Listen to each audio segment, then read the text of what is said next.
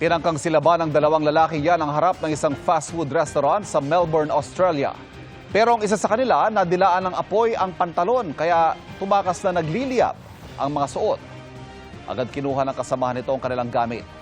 Nangyari ang nahulikam na insidente umaga nung Pasko. Inilabas ito ngayon ng pulisya para mahikayat ang sinumang saksi na lumutang. Labis ang hinagpis sa may-ari ng isang Siberian Husky sa Antique. Natagpuan nilang alaga na wala ng buhay at may mga sugat. Nakatutok si Zen Kilantang Sasa ng GMA Regional TV. Tila pinakabatang miyembro ng pamilya kung ituring ng Vegafria family ang kanilang Siberian Husky na si Nami. Si Nami, spoiled na spoiled. Nakatapat na ang electric fan, binublower pa ang kanyang fur.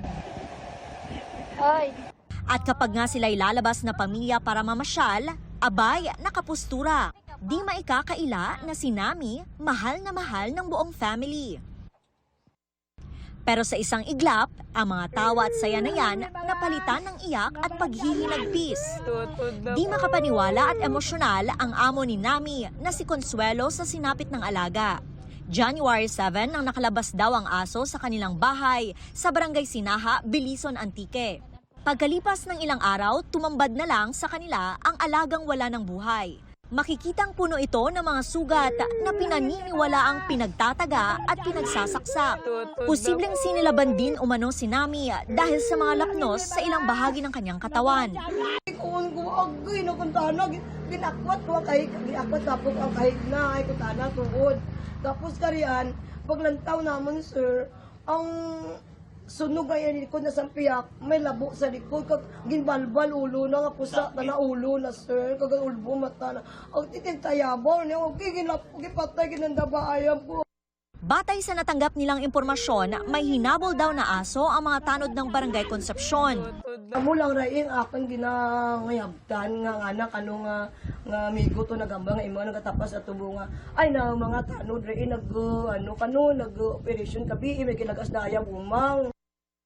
Pinabulaanan niya ng mga opisyal ng barangay.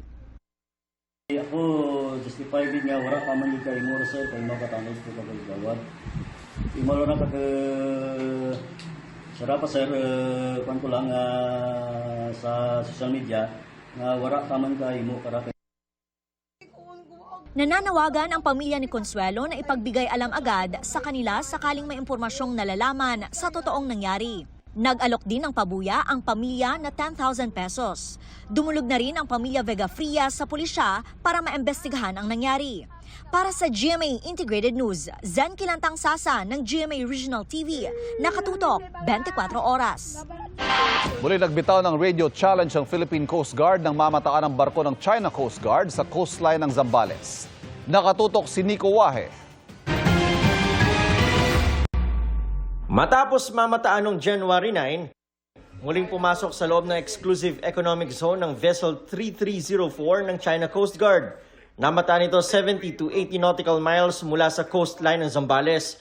Ni-radio challenge ito ng mga PCG personnel na sakay ng BRP Teresa Magbanwa na nagpapatrolya sa lugar. You are advised that you are currently sailing within the Philippines Exclusive Economic Zone. Ayon sa Philippine Coast Guard, dalawang bagay raw ang nakikita nilang dahilan kung bakit sunod-sunod ang illegal na paglalayag ng China sa Zambales.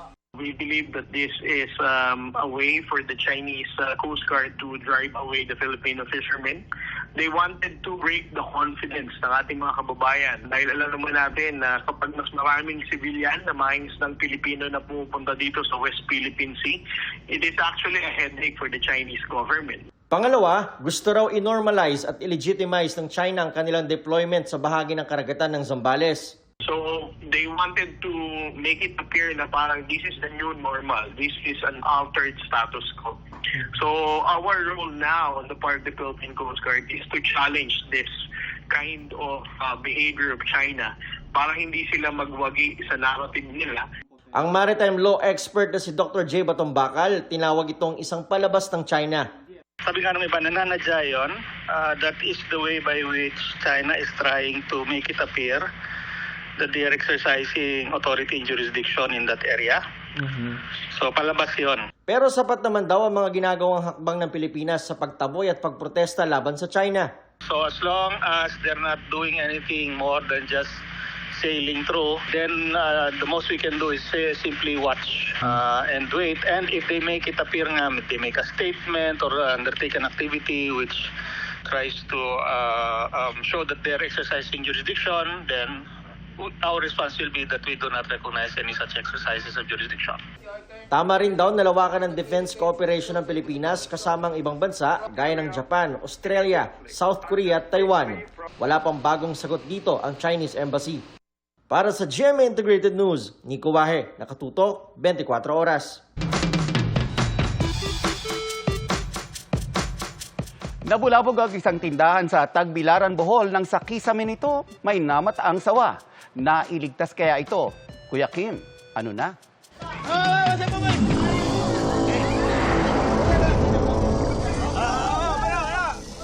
Gumabang ang takot sa sinagawang rescue operation ng BFP o Bureau of Fire Protection. Sa tindahan ito sa Tagbilaran City sa Bohol. Sa kisame raw kasi ng tindahan, may namataan. Isang sawa. Ang mga rescuer kinailangan pa sirain ng kisame. At nang matuklap na nila ang malaking bahagi nito. Dito tumambad sa kanilang isang reticulated python. Nang unti-unti nilang maibaba ang sawa gamit ang panungkit. Dito naman umanong dinakba ng mga rescuer ang sawa. Hanggang sa ligtas nila itong na-rescue. Ang sawa na tinatayang nasa 35 kilos ang timbang, tinurn over nila sa mga eksperto sa DENR. Kuya Kim, bakit mahilig sumuot sa madidilim na lugar ang mga ahas?